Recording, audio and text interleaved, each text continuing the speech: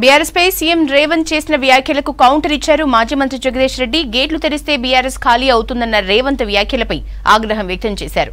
రైతులకు సాగునీరు ఇచ్చేందుకు ప్రాజెక్టుల గేట్లు ఎత్తాల్సింది పోయి ఎమ్మెల్యేల్ని కోనేందుకు గేట్లు తెరుస్తాము అనటం సిగ్గుచేటన్నారు. సూర్యాపేట పెద్దగట్టు లింగమంతుల స్వామి గట్టులో అభివృద్ధి పనులు ప్రారంభించారు.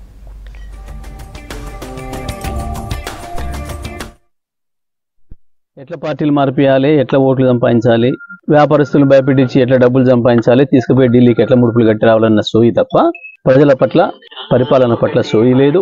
ఏ నీళ్ళు ఎక్కడికి వస్తాయో తెలియదు కానీ ఎక్కడ డబ్బులు ఉన్నాయో ఎట్లా వసూలు చేయొచ్చో మాత్రమే తెలుసు వీళ్ళకి. కరువు సమీక్షలు చేయండి, కాలువల గేట్లు తీయండి, గోదావరిలో వెంటనే మేడిగడ్డ పిల్లర్లు ఏదైతే కుంగిపోయినాయో వెంటనే రిపేర్ మొదలు పెట్టాలి. ఏది సోయి లేదు, ఒక్కదాని మీద కూడా ప్రజల సమస్య పట్ల సోయి లేదు. డ్రామాలు ఆడి నడిపిస్తాం అనుకుంటున్నారు, సాధ్యం కాదు. డ్రామాలతోని ప్రభుత్వాలు నాడు ఇవాళ మీరు చేస్తున్న ప్రతిదీ కూడా తెలుసు. ఎవరెవరి దగ్గర ఎట్లా వసూలు చేస్తున్నారో ఉండేనా? గత 10 సంవత్సరాలు ఒక్కటంటే ఒక్క సంఘటన వీధి రౌడీల రాజ్యం ఉండేనా? చందాలు వసూలు చేసిన దందాలు ఉండేనా? వసూలు చేసింది తీసుకుపోయి దుర్మార్గంగా ఢిల్లీలో కట్టిస్తున్నారు. తెలంగాణ సొమ్మంతా తీసుకుపోయి ఢిల్లీలో కట్టిస్తున్నారు. తెలంగాణ రైతుల శ్రమంతా తీసుకుపోయి ఢిల్లీలో కట్టిస్తున్నారు.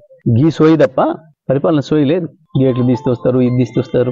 ప్రజలు సిద్ధంగా ఉన్నారు గేట్లు పగలగట్టుకుని రావడానికి. చరిత్రలో ఎప్పుడు కూడా కేవలం 2-3 నెలల్లోనే ఇంత దుర్మార్గంగా ఫెయిల్ అయిన ప్రభుత్వం లేదు. ఇవాళ మొదటిసారి తెలంగాణలో వచ్చిన కాంగ్రెస్ ప్రభుత్వం తప్ప.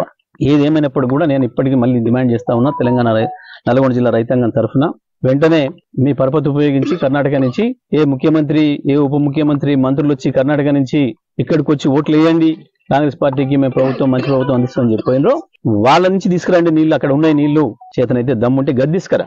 గా గేట్లు ఓపెన్ చేయి, నారాయణపూర్ అనబట్టి గేట్లు ఓపెన్ చేయించి